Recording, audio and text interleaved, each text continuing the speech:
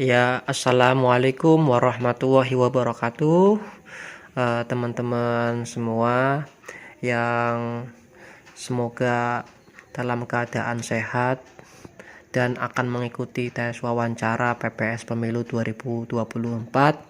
Di konten video kali ini saya akan berbagi kisi-kisi materi mengenai wawancara PPS Pemilu 2024 yang mengacu pada Komisi Pemilihan Umum atau PKPU nomor 534 tahun 2022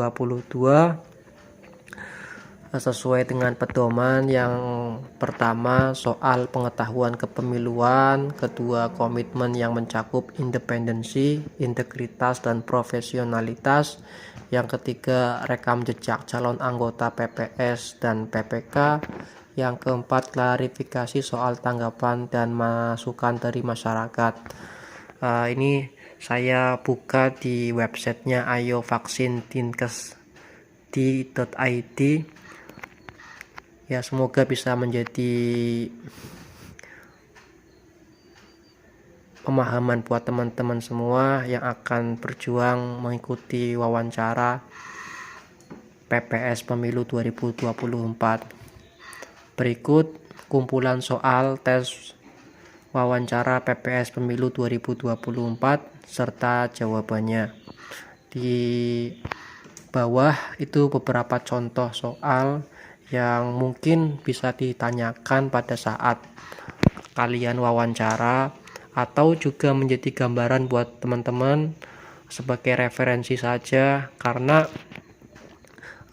dalam pertanyaan wawancara PPS Pemilu 2024 ini cangkupannya juga cukup luas, tetapi apa salahnya jika kita sering berbanyak untuk membaca agar pemahaman kita bisa lebih baik, juga kebaikan dan manfaatnya untuk kita sendiri. Yang pertama, ceritakan tentang diri kamu secara singkat, atau bisa juga ditanyakan, coba ceritakan tentang diri saudara secara singkat. Untuk menjawab pertanyaan seperti ini, teman-teman minimal tahu poinnya. Poinnya adalah di penjelasan tentang latar belakang, minat dan pengalaman saudara atau teman-teman. Misalkan saya contohkan, baik, terima kasih, nama saya, atau perkenalkan nama saya siapa, saya lulusan prodi matematika atau prodi apa di universitas apa, kemudian ketertarikan saya mengikuti PPS ini karena saya ingin apa, lalu sebelumnya saya pernah mengikuti menjadi anggota KPPS misalnya. Kemudian juga teman-teman ceritakan pengalaman organisasi teman-teman, menceritakan riwayat pekerjaan teman-teman, ya dibuat secara singkat yang dapat dipahami oleh petugas yang mewawancarai. Untuk itu ya teman-teman perlu belajar untuk mengemas atau merangkai tentang cerita tentang pribadi teman-teman sendiri dengan baik. Lalu untuk pertanyaan berikutnya, apa motivasi saudara menjadi anggota PPS Pemilu 2024? Mungkin teman-teman juga bisa menjawab seperti yang ada di sini, yaitu motivasi saya yakni untuk ikut serta sebagai pelaksana yang pertama, dan ikut membantu mensukseskan pemilihan umum di desa masing-masing, khususnya di desa saya sendiri. Selain itu, membantu menjamin bahwa pemilihan umum akan berlangsung secara langsung, umum, bebas, rahasia, jujur dan adil, atau disingkat luber jurdil. Untuk pertanyaan berikutnya, apa yang saudara lakukan jika terpilih sebagai anggota atau ketua PPS Pemilu 2024? teman-teman bisa menjawab ya.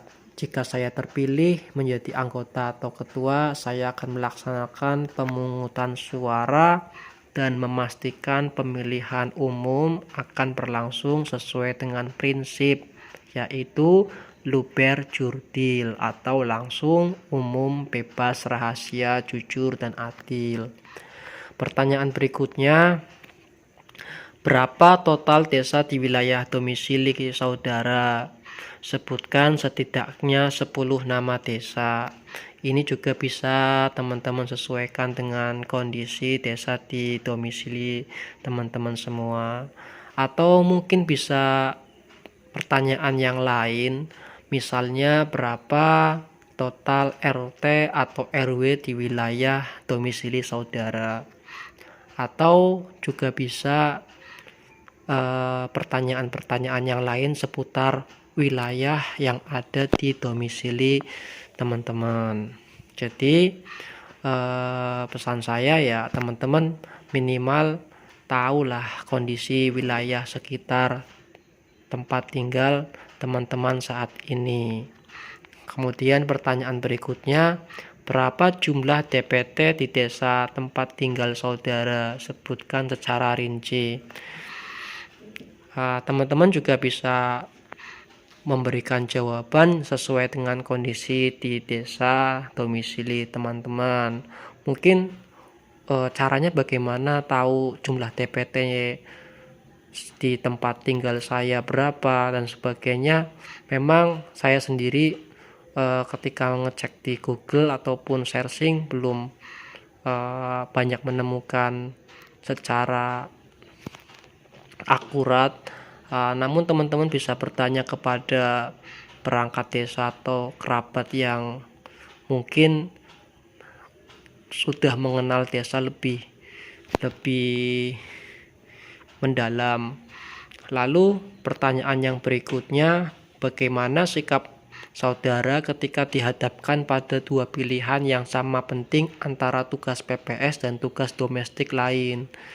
Ya, tentu teman-teman bisa menjawab, saya akan lebih mengutamakan tugas PPS karena sadar akan kewajiban dalam melaksanakan tugas untuk kelancaran pelaksanaan pemilu 2024, sehingga pemilihan atau pemilu mendatang dapat berjalan sukses atau lancar.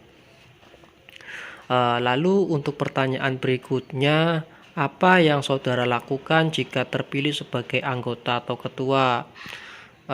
Teman-teman ya jawab saja, jika saya terpilih sebagai anggota atau ketua PPS, tentu saya akan bertanggung jawab dalam melaksanakan pemungutan suara serta memastikan pemilihan umum berlangsung sesuai dengan prinsip luber jurdil atau langsung, umum, bebas, rahasia, jujur, dan adil. Lalu pertanyaan yang berikutnya, kontribusi apa yang bisa kamu berikan untuk posisi ini? Ya, teman-teman bisa jawab bahwa kontribusi yang saya bisa berikan ya dedikasi penuh dan loyal pada tugas, serta komitmen untuk menjamin pemilihan umum berlangsung dengan luber jurdil, yakni langsung, umum, bebas, rahasia, jujur, dan adil. Intinya itu teman-teman. 9. Untuk pertanyaan berikutnya, apa saja tugas dan wewenang dari anggota PPS? Sebutkan diantaranya. Salah satu wewenang anggota PPS adalah menetapkan hasil perbaikan TPS untuk menjadi DPT. Ini merupakan wewenang. Salah satu wewenang anggota PPS adalah menetapkan hasil perbaikan TPS untuk menjadi DPT. Kemudian wewenang yang lain mengangkat pantarlih. Lalu kewenangan yang lain juga membentuk KPPS dan lain sebagainya. Sementara tugas dari PPS yaitu melaksanakan rekapitulasi pengembalian surat pemberitahuan pemungutan suara yang telah diterima dari KPPS. dan menyampaikan kepada KPU kabupaten atau kota melalui PPK. Atau tugas dari PPS yang lain ya menetapkan daftar pemilih sementara,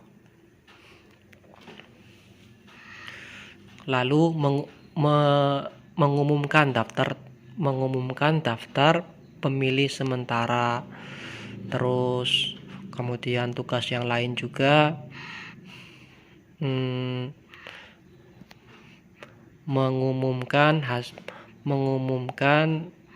data pemilih, mengumumkan perbaikan data pemilih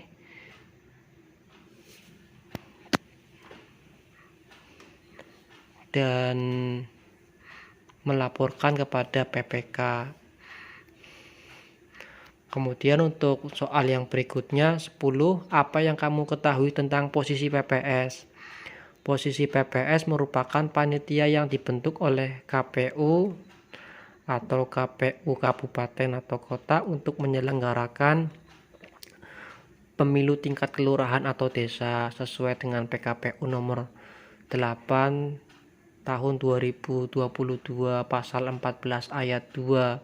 Maka kedudukan PPS berada di kelurahan atau desa atau nama lain. 11. Kapan tahapan penyelenggaraan pemilu dimulai? Teman-teman bisa jawab dalam pasal 167 Undang-Undang nomor 7 tahun 2017 tentang pemilu. Tahapan penyelenggara pemilu akan dimulai paling lambat 20 bulan sebelum hari pemungutan suara. Lalu berapa jumlah surat suara yang dicetak untuk pemilu? Mengacu pada pasal 344 Undang-Undang nomor 7 tahun 2017, jumlah surat suara yang dicetak harus sama dengan jumlah pemilih tetap dan ditambah dengan 2% dari jumlah pemilih tetap sebagai cadangan yang telah ditetapkan dengan keputusan KPU. Lalu pertanyaan berikutnya, jumlah pemilu untuk setiap TPS. Jumlah pemilu setiap TPS pada pasal 350 Undang-Undang nomor 7 tahun 2017 tentang pemilu menyatakan pemilu untuk setiap TPS paling banyak berjumlah 500 orang. Selanjutnya, PPS wajib memperbaiki TPS berdasarkan masukan dan tanggapan paling lama 15 hari sejak berakhirnya masukan, tanggapan dan masukan dari Bawaslu Provinsi dan peserta pemilu di tingkat daerah dan provinsi dalam proses rekapitulasi TPS di KPU Provinsi, dan masukan dari peserta pemilu atau Bawaslu dalam proses rekapitulasi TPS di KPU. Kemudian, berapa jumlah tahapan pemilu menurut Undang-Undang nomor 7 tahun 2017 tentang pemilu? Ada 11 tahapan. 17. Berapa lama PPS mengumumkan daftar pemilih sementara hasil perbaikan atau TPS pada tempat yang mudah dijangkau untuk mendapat masukan dan tanggapan masyarakat dan atau peserta pemilu, yaitu 7 hari. 18. Perbaikan daftar pemilih tetap atau DPT dilakukan dengan cara apa? Dengan cara mencoret pemilihan yang tak memenuhi syarat sebagai pemilih, menambah pemilih baru, dan memperbaiki atau melengkapi elemen daftar pemilih. 19. Apakah PPS mengumumkan salinan sertifikat hasil perhitungan suara? Tentu iya.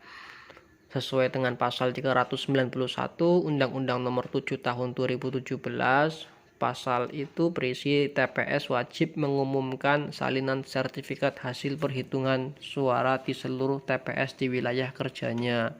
Caranya dengan menempelkan salinan tersebut di tempat umum.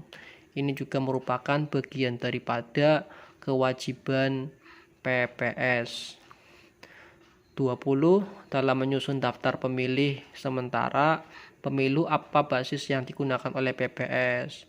Jawabannya adalah PPS berbasis domisili di wilayah RT.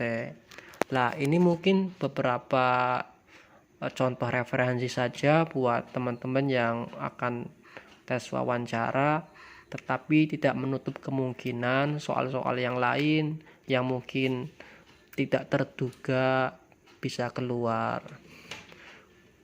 Demikian yang bisa saya buat konten kali ini, mudah-mudahan bisa menjadi gambaran teman-teman semua untuk lebih memahami pada materi wawancara PPS Pemilu 2024. Terima kasih dan sampai jumpa di konten video selanjutnya.